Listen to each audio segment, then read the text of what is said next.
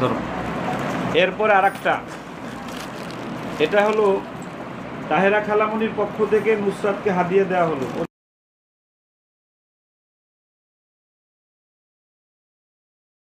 হ্যাঁ ধরো।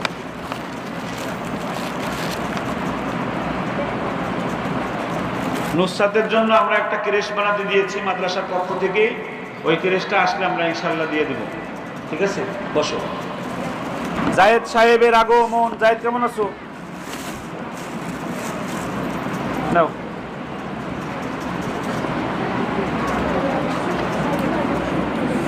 আসো আসো আসো আসো, জায়েদ আসো আসো আসো।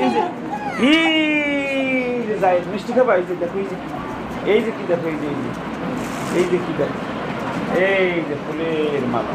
এবার বলাই নেবা? এই আছে তার। ওই দিন কানলা না সারাদিন, আজকে তুমি কানতেছ, কি হয়েছিল? এই সেই জায়েদ, যাকে আমরা রাস্তা থেকে, খুলনার রাস্তা থেকে নিয়ে এসেছিলাম। আপনারা দেখতে চেয়েছেন অনেক।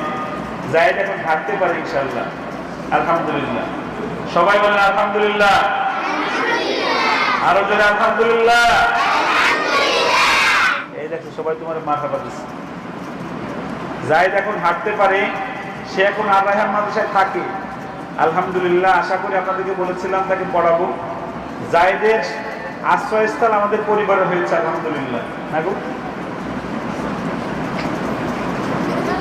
যাও হাঁটাহাঁটি করো।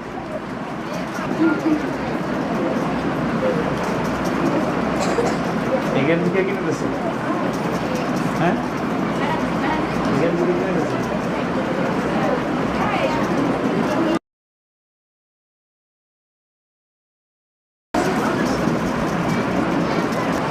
হ্যাঁ, এই নুসরাতকে আমাদের বুড়ি ছাত্রী, 51 বছরের